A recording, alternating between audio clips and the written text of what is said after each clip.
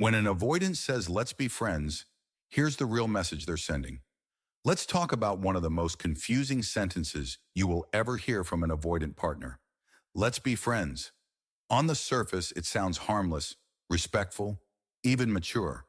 But if you've ever dealt with a dismissive avoidant, you know nothing they say is as simple as it sounds. That one sentence can flip your world upside down. Because for you, let's be friends might feel like rejection coated in sugar.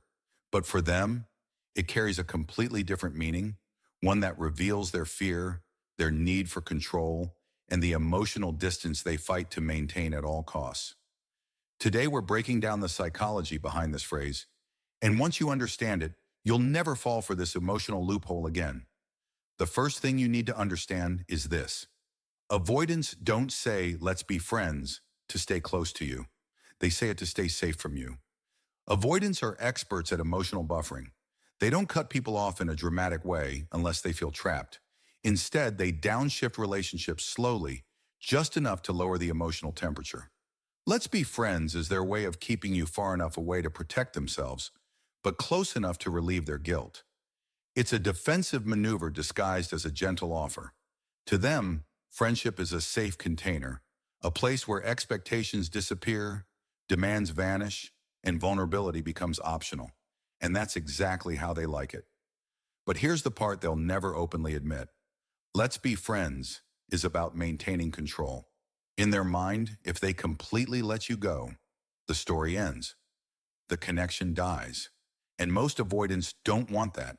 They like the idea of you being in the background, emotionally available. But at a distance, they can manage. Friendship gives them exactly that. It allows them to decide the pace, the tone, and the level of intimacy. You become something like an emotional bookmark, still there, but not being read. They can return whenever they feel comfortable, without the pressure of commitment or closeness. Now let's talk about what friends really means to an avoidant. It does not mean the same thing it means to you.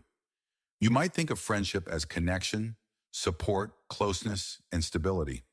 But for a dismissive avoidant, friendship means less emotional responsibility. It means they get to erase the romantic expectations that made them feel suffocated. This isn't friendship as a mutual bond.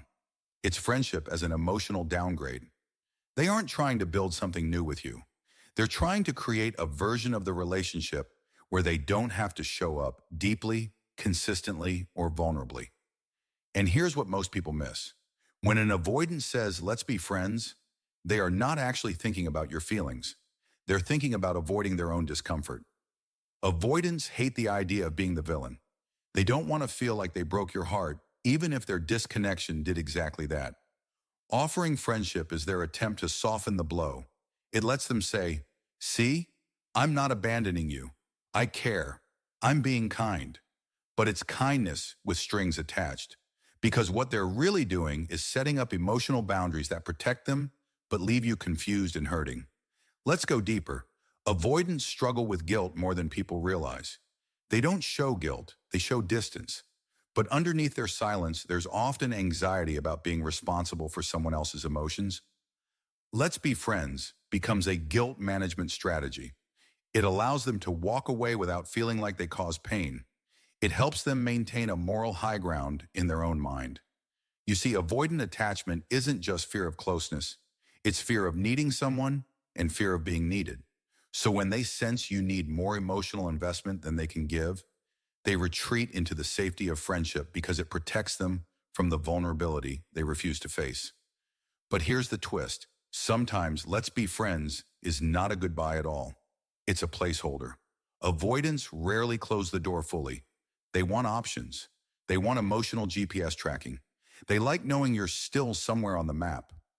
Friendship allows them to check in without committing. It's the perfect halfway point. Not together, but not gone. They'll still watch your stories.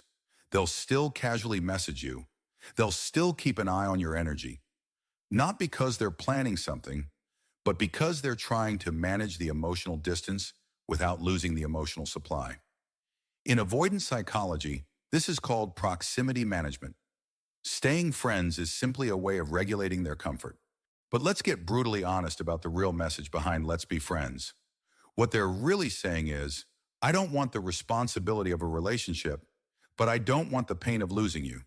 I'm not ready for intimacy, but I'm also not ready for emptiness. I don't want to give more, but I don't want you to walk away completely. That single sentence carries all of this. It's emotional half-commitment at its finest. Now let's talk about you, because this is where most people get stuck. You hear "let's be friends" and think, maybe this is a step toward reconciliation. But with avoidance, the more you accept friendship, the less they feel urgency.